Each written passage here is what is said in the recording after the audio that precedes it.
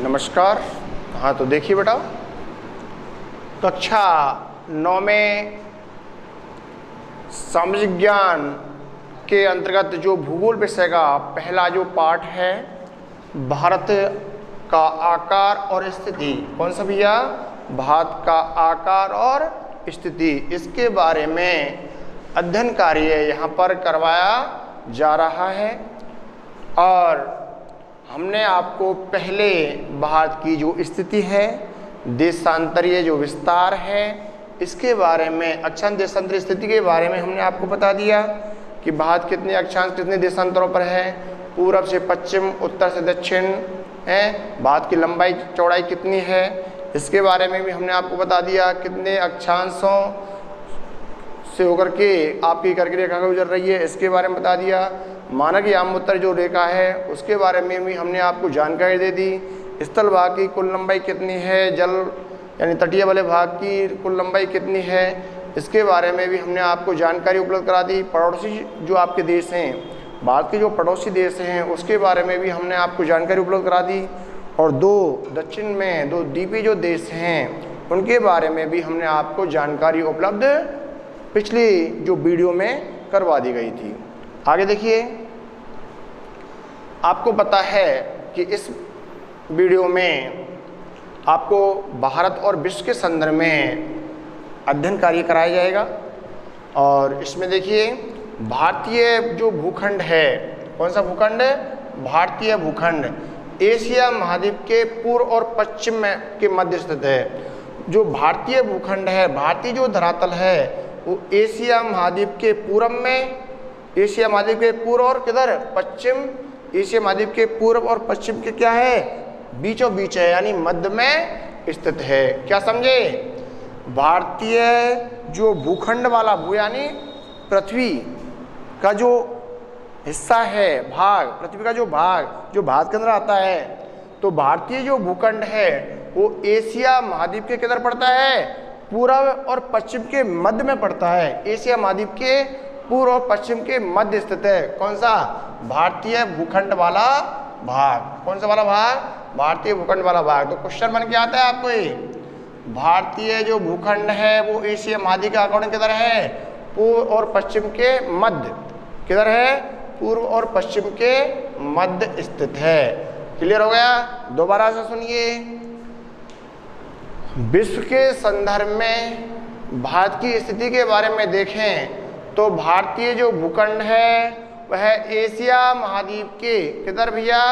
Asia महाद्वीप के किधर है? पूर्व और पश्चिम में। एशिया महाद्वीप के किधर है भैया? पूर्व और पश्चिम में है। एशिया महाद्वीप के किधर है भैया? पूर्व और पश्चिम के मध्य स्थित है। भारतीय भूखंड एशिया महाद्वीप के पूर्व और पश्चिम के मध्य स्थित है। भारतीय जो भूभाग एशिया महाद्वीप का दक्षिणी विस्तार है। भारतीय जो भूभाग है वो किसका? एशिया महाद्वीप का कौन सा विस्तार है? दक्षिणी विस्तार है। भारतीय जो भूभाग एशिया महाद्वीप का कौन सा? एशिया महाद्वीप का दक्षिण विस्तार है, यानी भारत एशिया महाद्वीप के दक्षिण में है। एशिया महाद्वीप के किधर है? दक्षिण में। एशिया महाद्वीप का दक्षिणी विस्तार के रूप में जाना जाता है, इसी वजह से इसको दक्षिण एशिया के नाम से जाना जाता है। भारत देश के एशिया महाद्वीप किधर आता है? दक्षिण एशिया के अंदर आता है। हिंद महासागर जो कि पश्चिम में यूरोपीय देशों और पूर्वी एशियाई देशों को क्या करता है? आपस में जोड़ता है, यानी मिलाता है। मिलाना यानी जोड़ना। जो आपका हिंद महासागर है, भारत के दक्षिण में जो हिंद महासागर है, प्रायद्वीपीय खंड के दक्षिण में जो हिंद महासागर है, यह पश्चिम में यूरोपीय देशों, जो कि पश्चिम में यूरोपीय देशों और पूर्वी एशियाई देशों, पूर्वी एशियाई जो देश हैं, पश्चिम जो कि पश्चिम में यूरोपीय जो देश हैं, यूरोपीय जो देश आपको पता है, जर्मनी है, नॉर्वे है, स्वीडन है, इंग्लैंड है, पुर्तगाल है, इटली है, इनसे पश्चिम में यूरोपीय देशों और पूर्वी एशियाई देशों, पूर्वी एशियाई देशों में कौन से हैं? जैसे चीन है, म्यांमार है, बांग्लादेश है, ये किस में आते हैं? पूर्वी एशियाई देशों के अंदर आते हैं। आपका जापान है, पूर्वी एशिया के अंदर आता है। इनको आपस में क्या करता है, जोड़ता है। भारत को केंद्रीय स्थिति प्रदान करता है, और ये किसको, भारत को केंद्रीय यानी मध्य की स्थिति प्रदान करता है।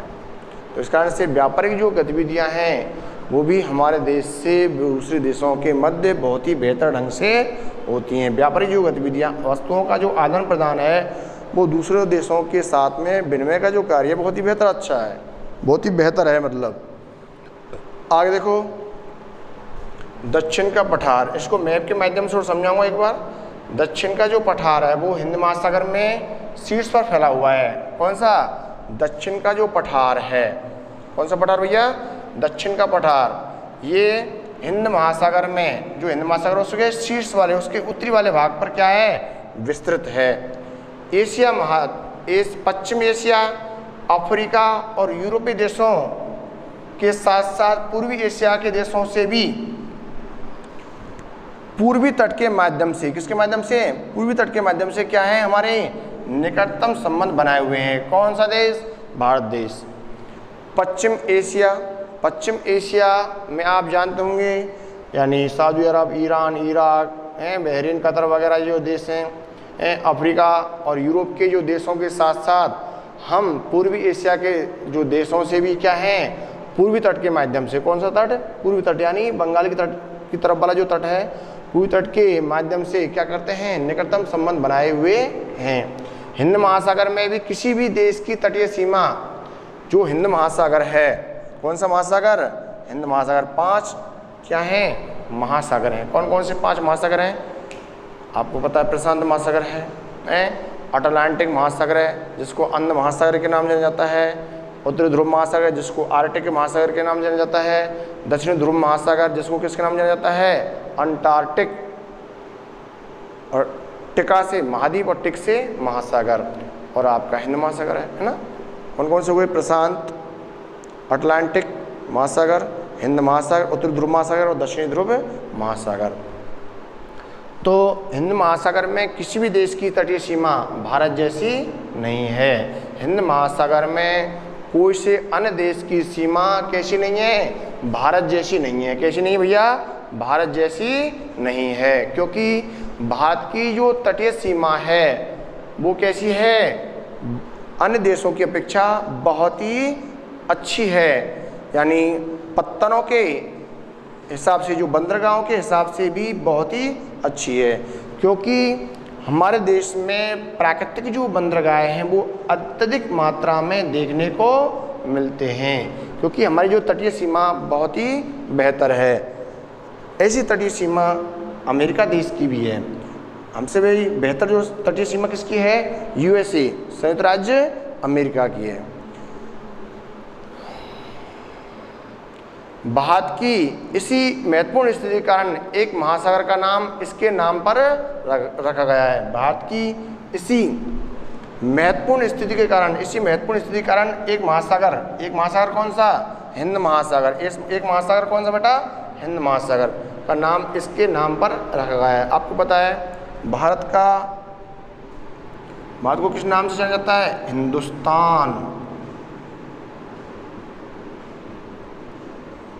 किसके नाम से जाता है, हिंदुस्तान के नाम से जाना जाता है। भारत देश को किसके नाम से जाना जाता है भैया, हिंदुस्तान के नाम से जाना जाता है। और हिंदुस्तान जो देश के नाम के आधार पर ही एक महासागर का नामकरण पड़ा है, वो कौन सा महासागर है, हिंद महासागर। कौन सा महासागर, हिंद महासागर। ठीक है बेटा, तो दोबारा से देख लीजिए, हिंद महासागर में किसी भी देश की तटीय सीमा, कौन से महासागर में, हिंद महासागर में। इसमें तो हिंद महासागर बताया गया है, लेकिन संपूर्ण विश्व में तो अमेरिका की बहुत ही बेहतर तटीय सीमा रेखा है। हिंद महासागर में तो किसी भी देश की तटीय सीमा भारत जैसी नहीं है। भारत की इसी महत्वपूर्ण स्थिति के कारण एक महासागर का नाम किसके आधार पर, हिंदुस्तान के आधार पर रखा गया है। उस महासागर का नाम क्या है, हिंद महासागर। हिंदुस्तान से ही कौन सा महासागर का नामकरण पड़ा है, हिंद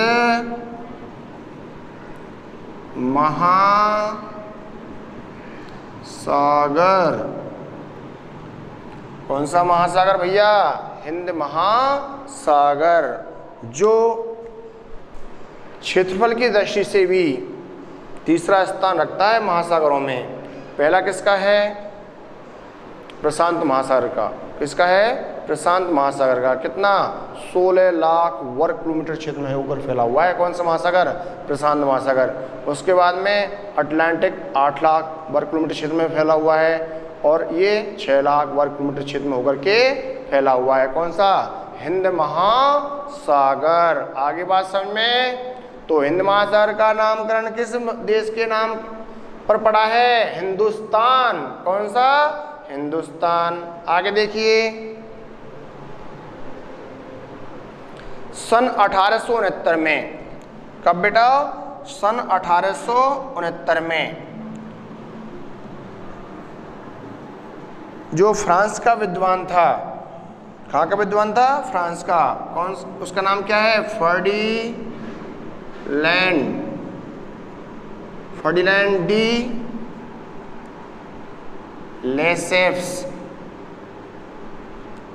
फर्डिनैंड डी लेसेप्स, यह एक इंजीनियर था। कौन था? इंजीनियर। तो फ्रांस का प्रमुख जो इंजीनियर फर्डिनैंड डी लेसेप्स ने 1869 में, कब बेटा? 1869 में स्वेज नहर का निर्माण कार्य संपूर्ण करवाया था। किस विद्वान ने करवाया था? Ferdinand de Lesseps. कौन से विद्वान हैं? Ferdinand de Lesseps. Ferdinand de Lesseps कौन से विद्वान हैं? फर्डिनैंड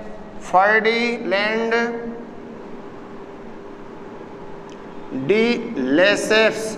कौन से विद्वान है? फर्डिनैंड डी लेसेप्स ने स्वेज नहर का निर्माण कार्य करवाया था। कब करवाया था? 1869 में। और किस किस को जोड़ करके इसका निर्माण करवाया गया था? भूमध्य सागर और लाल सागर। कौन से सागर? भूमध्य सागर और लाल सागर। जो स्वेज नहर है बेटा, कौन सी नहर? स्वेज नहर। इस स्वेज नहर का जो निर्माण कार्य है, इस स्वेज नहर का जो निर्माण कार्य है वो फर्डिनैंड डी लेसेप्स ने करवाया था। और किसको किससे जोड़ा गया था? भूमध्य सागर को। भूमध्य सागर को किससे जोड़ा गया था? लाल सागर से। किसको जोड़ा गया था? भूमध्य सागर को लाल सागर से जोड़ा गया था। ठीक है। और जो मिस्र की जो भूमि है उसको यानी काट करके ये दोनों सागर आपस में क्या कर दिए? जोड़ दिए। तो भूमध्य सागर का पानी लाल सागर में, लाल सागर का पानी भूमध्य सागर में आ गया।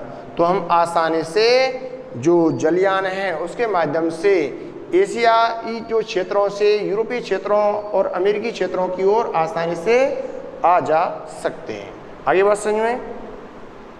वर्तमान में जो स्वेज नहर है इस पर जो अधिकार यानी इस पर जो अधिकार कर लिया है वो किसने किया है? मिस्र ने। मिस्र का इस पर अधिकार है। जो मिस्र देश है, कौन सा देश? मिस्र देश।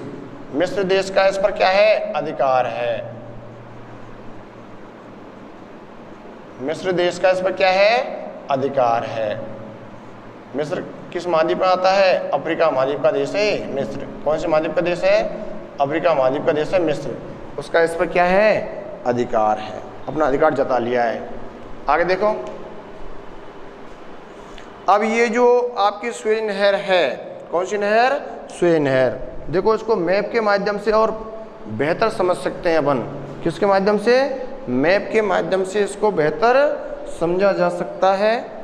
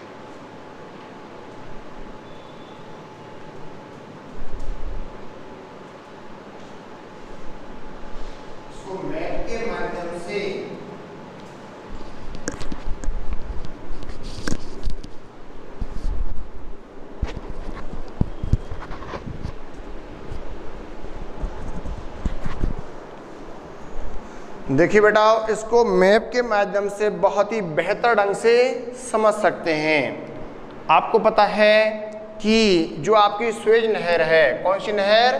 स्वेज नहर। ये आपकी कौन सी नहर है बेटा? स्वेज नहर। कौन सी नहर है बेटा? स्वेज नहर। जो ये तो भूमध्य सागर है, ये कौन सा सागर है? भूमध्य सागर।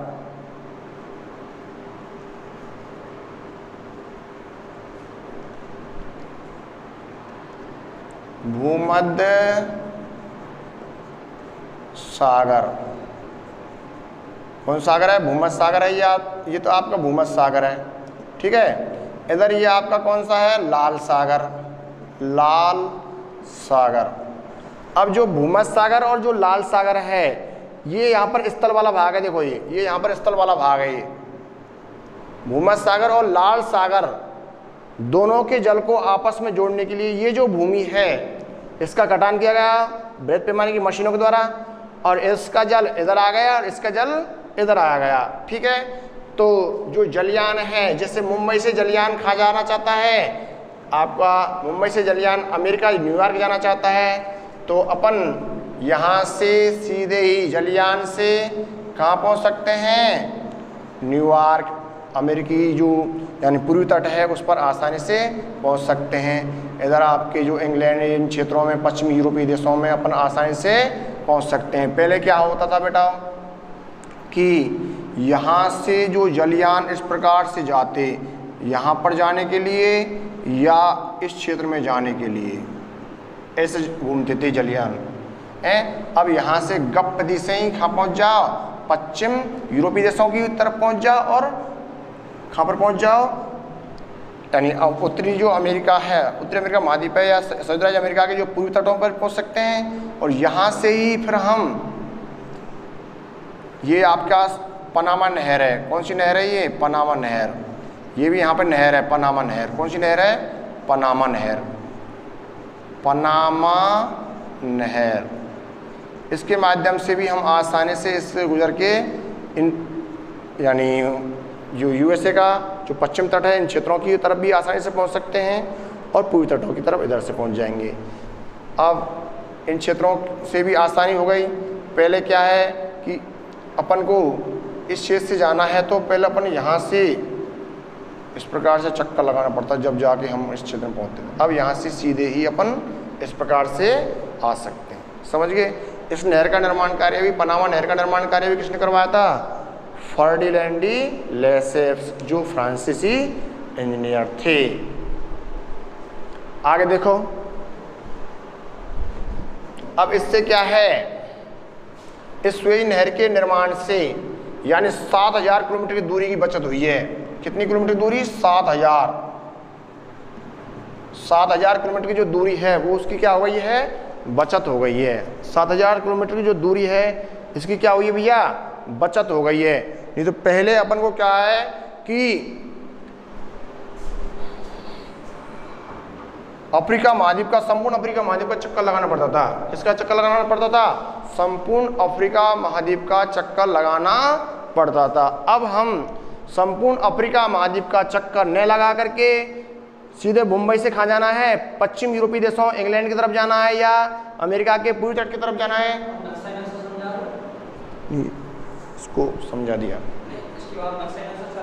हाँ,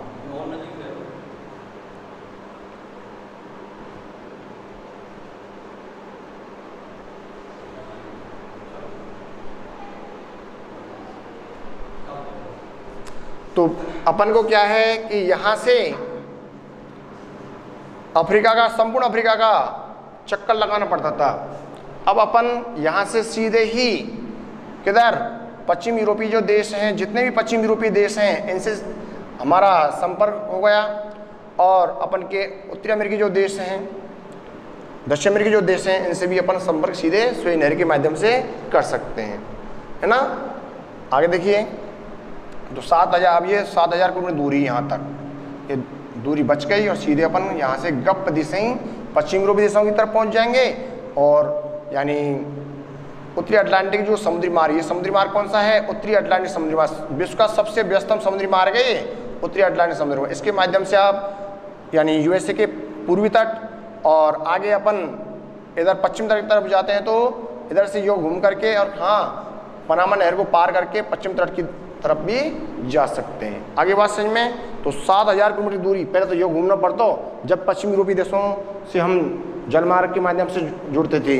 अब यहाँ से हम सीधा ही यानी पश्चिम यूरोपीय देशों से जुड़ सकते हैं। किसके वास्ते, किसके माध्यम से? सुएज नहर के माध्यम से। सुएज नहर का निर्माण कौन कौन से सागरों को जोड़ करके किया गया है? भूमध्य सागर और लाल सागर। ठीक है, अब इस पर वर्तमान में सुएज नहर पर अधिकार किसका है? मिस्र देश का। वो किसके अंदर आता है? अफ्रीका महाद्वीप के अंतर्गत आता है। किस महाद्वीप के अंदर आता है? अफ्रीका महाद्वीप के अंतर्गत इसको शामिल किया जाता है।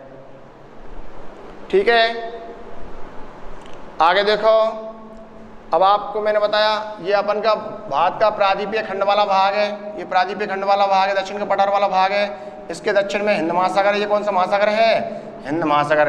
हिंदुस्तान के आधार पर इसका नाम क्या पड़ा है? हिंद महासागर पड़ा है। क्या पड़ा है भैया? हिंद महासागर।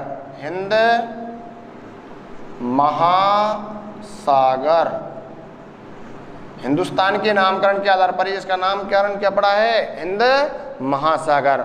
और आपको पता है पश्चिम यूरोपीय देश हैं, अफ्रीका है और यूरोप के जो देशों के साथ पश्चिम एशिया है। पश्चिम एशिया ये आपको देखो इधर पश्चिम एशिया वाला भाग है, इसके साथ में अफ्रीका के साथ में है। यूरोप के जो देशों के साथ, ये यूरोप के जो देशों के साथ भी यानी किसके माध्यम से? यूरोपीय देशों के साथ साथ पूर्वी एशिया के देश, पूर्वी एशिया के जो देश हैं ये पूर्वी एशिया के जो देश हैं पूर्वी एशिया के देशों से भी पूर्वी तट के माध्यम से, कौन सा तट है? पूर्वी तट के माध्यम से भी हम अपना संपर्क बनाए यानी निकटतम संबंध बनाए हुए हैं। आपको पता है हमारे देश की जो तटरेखा संसार यानी हमारे देश की तटरेखा एशिया महाद्वीप अन्य किसी देश में देखने को नहीं मिलती है। और आपको पता है कि विश्व के जो 7 बड़े जो देश हैं क्षेत्रफल के अकॉर्डिंग, किसके अकॉर्डिंग? क्षेत्रफल के अकॉर्डिंग, उसमें आपको क्रमबद्ध तरीका से बता देता हूँ कि आपका जैसे रूस है, पहला नंबर पर कौन सा है? रूस। पहले नंबर पर कौन सा भैया? ये आपका रूस है। दूसरे पे कौन सा है? कनाडा। तीसरे पे कौन सा है? संयुक्त राज्य अमेरिका। चौथे पे कौन है? चीन। पांचवे पे कौन सा है? ब्राज़ील। और छठे पे कौन सा है? ऑस्ट्रेलिया। और सातवें पे कौन सा है? भारत। तो क्षेत्रफल की दृष्टि से भारत का 7वां स्थान है। क्षेत्रफल की दृष्टि से भारत का कौन सा स्थान है? 7वां स्थान है बेटा। कौन सा स्थान है? 7वां स्थान है। किस देश का? भारत का। पहला स्थान किसका है? रूस का। दूसरा किसका है? कनाडा का। तीसरा किसका है? यूएसए का। चौथा चाइना का। पांचवा ब्राजील का। छठा ऑस्ट्रेलिया का। सातवां भारत का। तो इनको आप देखो महाद्वीपों के अकॉर्डिंग भी देख लो कौन सा किस महाद्वीप के अकॉर्डिंग आता है, इसके बारे में भी देख लीजिएगा।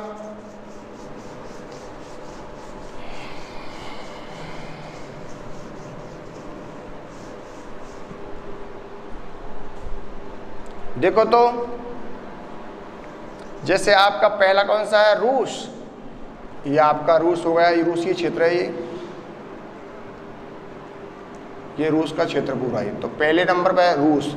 अब इसमें से क्या है, कुछ भाग तो रूस का यानी यूरोप में आता है और कुछ भाग एशिया में आता है। ठीक है, यानी यूराल पर्वत का इधर वाला जो भाग है तो वो तो एशिया में आवेगा, इसके इधर वाला यानी पूरब वाला भाग एशिया में और पश्चिम वाला भाग यूरोप में आता है। ध्यान रखना आप। यूराल पर्वत, कौन सी पर्वत है? यूराल पर्वत। उसके बाद में फिर दूसरे नंबर पर कौन सा है? कनाडा। ये आपका कनाडा है। ये कौन सा देश है?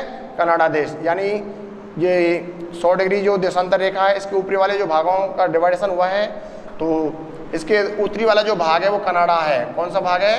कनाडा देश के अंदर आता है, उत्तरी अमेरिका का, उत्तरी अमेरिका महाद्वीप का उत्तरी वाला भाग कनाडा के अंदर, दक्षिण वाला भाग यूएसए के अंदर। और कुछ जो छोटे मोटे देश हो रहे हैं इसमें, नीचे दक्षिण में मैक्सिको वगैरह हैं। आगे देखो तो कनाडा हो गया। कनाडा कौन से स्थान पर हो गया? दूसरे स्थान पर। यूएसए कौन से स्थान पर? यूएसए तीसरे स्थान पर हो गया। चौथे स्थान पर कौन सा हो गया? चाइना। ये चौथे स्थान पर कौन सा हो गया? चाइना। चौथे स्थान पर हो गया आपका चाइना।